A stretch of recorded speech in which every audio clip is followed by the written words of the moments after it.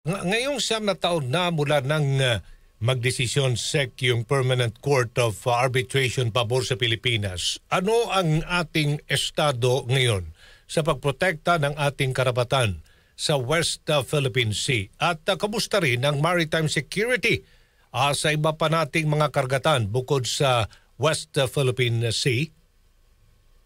Tama po.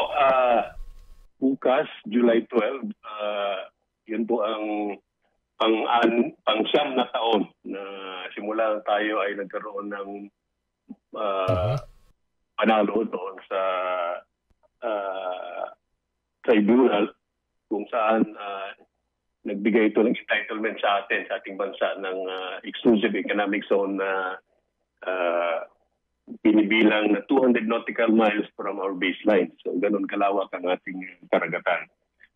Ito ay ating pinapatupad sa iba't ibang hakbangin para matiyak na proteksyon na talaga ang ating sovereignty at mga karapatang pandagat. Kabilang dito ang mga hakbanging pang-politika at diplomatiko, legal at even yung security and defense. So, nakabatay pa rin tayo sa mga likas ng kalakasan ng bansa gaya ng ating geography at mga ating bilang isang bansang archipelago. At tayo din ay sumusunod sa we're actually supporting the rules-based international order. Opo. Sa gitna ng hindi pagkilala ng China nito. So, at siguro may ibanggit ko lang na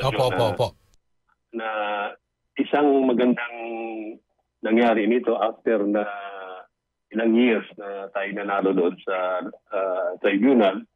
Nagkaroon po tayo ng batas, ito yung Republic Act 12064 o yung Philippine Maritime Zones Act at Republic Act 12065, yung Philippines Archipelagic Sea Lanes, kung saan ito ay specific na nag-define ng ating maritime limits. So, nung araw, ang focus lang natin ay yung kalupaan at mga coastal areas lang natin. Ngunit after this law, we realized na ang dagat pala natin ay 7 times larger than our land territory combined.